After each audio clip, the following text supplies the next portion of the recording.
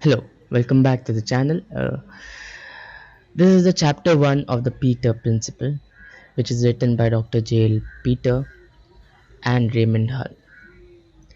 I have uploaded a introduction video just past 2 days, and yeah, this is the book. If you enjoyed the video, please like, subscribe, and leave in the comments if you want to learn more about the book or you want me to read some books. Thank you for listening and enjoy. Bye. So, the chapter 1 Peter Principle. When I was a boy, I was taught that the men upstairs knew what they were doing. I was told, Peter, the more you know, the further you go. So I stayed in school until I graduated from college and then went forth into the world, clutching firmly these ideas and my new teaching certificate. During the first year of teaching, I was upset to find that a number of teachers, school principals, supervisors, and superintendents appeared to be unaware of their professional responsibilities and incompetent in executing their duties. For example, my principal's main concerns were that all window shades be the same level, that classrooms should be quiet, and that no one step on or near the rose beds.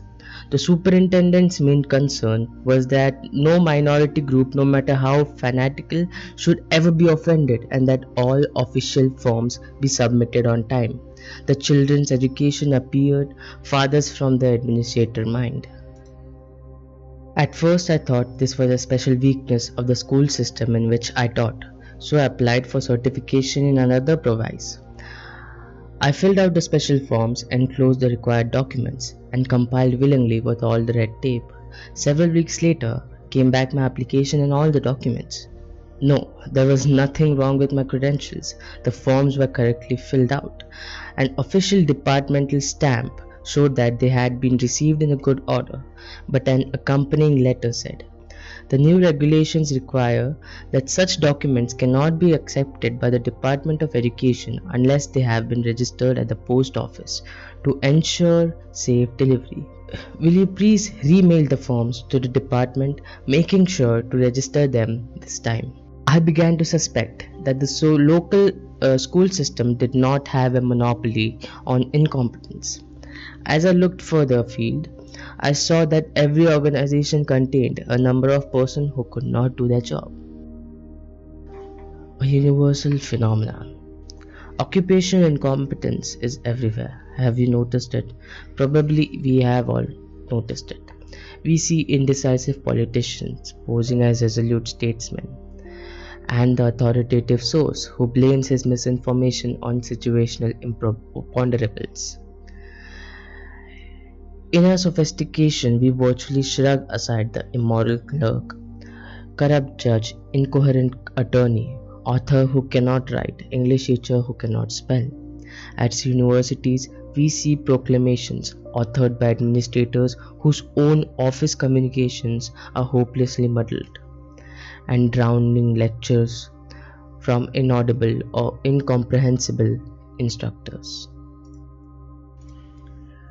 Seeing incompetence at all levels of hierarchy, political, legal, educational, and industrial, I hypothesized that the cause was some inherent feature of the rules governing the placement of employees.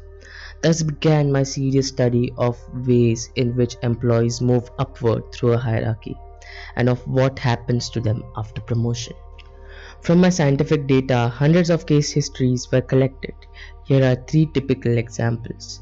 Municipal Government File, case number 7JS Minion, was a maintenance foreman in the Public Works Department of City. He was a favorite of senior officials at City Hall. They all praised his unfailing ability. I like Minion, said the Superintendent of Works. He had good judgment and is always pleasant and agreeable. This behavior was appropriated for Minion's position. He was not supposed to make policy, he had not needed to disagree with his supervisors. The Superintendent of Works retired and Minion succeeded him. Minion continued to agree with everyone. He passed to his foreman every suggestion that came from above. the resulting conflicts in policy and continual change of plans soon demoralized the department. Complaints poured in from the mayor and the officials, from taxpayers and from maintenance workers union. Minion still says yes to everyone and carries messages briskly back and forth between supervisors and the subordinates. Nominally a superintendent, he actually does the work of a messenger. The maintenance department regularly exceeds its budget, yet fails to fulfill the program of work. In short, Minion, a competent foreman, became an incompetent superintendent. Service Industries File Case Number 3. E. Tinker was an exceptionally zealous and intelligent as an apprentice at G Auto Repair and Company, and soon rose to journeyman mechanic. In his job, he showed outstanding ability in diagnosing obscure faults and endless patience in correcting them. He was promoted to foreman in the repair shop, but here his love for things mechanical and his perfectionism became liabilities. He will undertake any job that he looks interesting, no matter how busy the shop may be. We'll work it in somehow, he says. He will not let a job go until he is fully satisfied with it.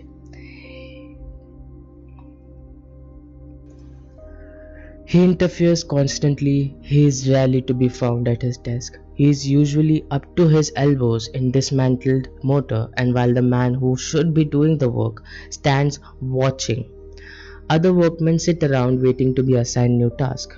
As a result, the shop is always overcrowded with work, always in a muddle, and delivery times often missed.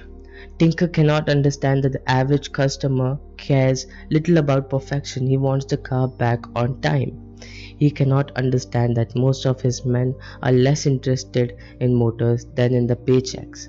So Tinker cannot get on with his customers or with his subordinates. He was a competent mechanic but is now an incompetent foreman. Military File Case Number 8. Consider the case of late renowned General A. Goodwin. His hearty, informal manner, his racy style of speech, his gory for petty regulation, and his undoubted personal bravery made him the idol of his men. He led them to many well-renowned and well-deserved victories. When Goodwin was promoted to Field Marshal, he had to deal not only with ordinary soldiers, but with politicians and allied generalissimos. He could not confer to necessary protocol. He could not turn his tongue to the conventional flatteries. He quarreled with all the degenerates and took lying for days at a time, drunk and sulking in his trailer. The conduct of the war slipped out of his hand into those of his subordinates. He had been promoted to a position that he was incompetent to fill. In the time I saw, all such cases had a common feature. The employee had been promoted from a position of competence to a position of incompetence. I saw that sooner or later this could happen to every employee in every hierarchy. Hypothetical case. File Case Number 1. Suppose you own a pill rolling factory. Perfect Pill Incorporated. Your foreman pill roller dies from a ulcer. You need a replacement. You naturally look among your rank and file pill rollers. Miss Oval, Mrs. Cylinder, Mr. Cube all show various degrees of incompetence. They will naturally be ineligible for promotion. You will choose other things being equal your most competent pill roller, Mr. Sphere, and promote him to foreman. Now suppose Mr. Sphere proves competent as foreman. Later, when your general foreman moves up to works manager, Spear will be eligible to take his place. If, on the other hand, Spear is incompetent foreman, he will get no more promotion. He has reached what I call his level of incompetence. He will stay there till the end of his career. Some employees like Cube reach a level of incompetence in the lowest grade and never get promoted. Some like Sphere, assuming he is not a satisfactory foreman, reach it after one promotion. E. Tinker, the automobile repair shop foreman, yeah, reached his level of incompetence on the third stage of hierarchy. General Goodwin reached his level of incompetence at the very top of the hierarchy. So my analysis of hundreds of cases of occupational incompetence led me on to formulate the Peter Principle.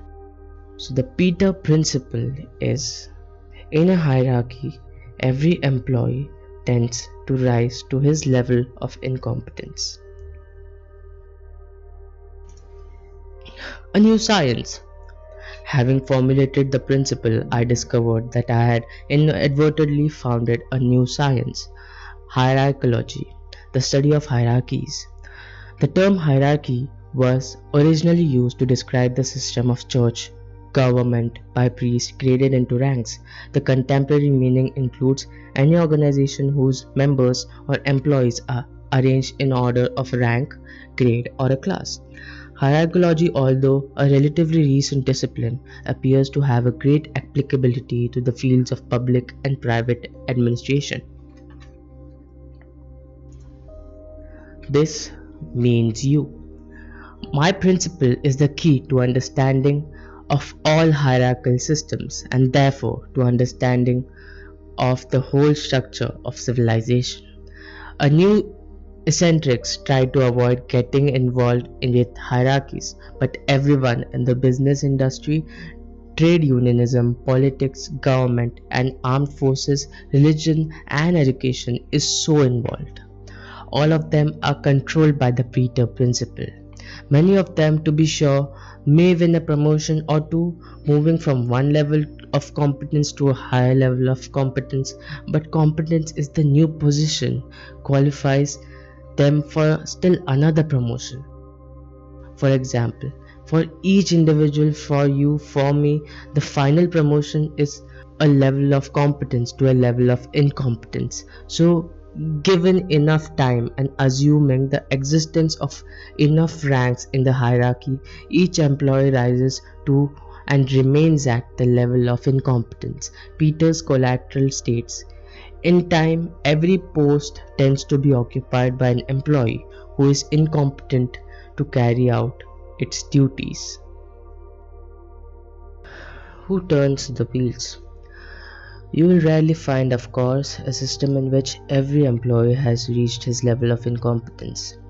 In most instances, something is being done to further the ostensible purpose for which the hierarchy exists.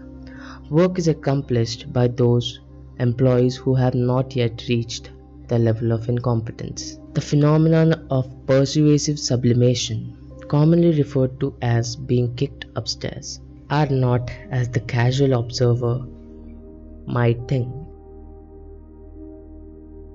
So this was the chapter 1 of the book Peter Principle, written by Dr.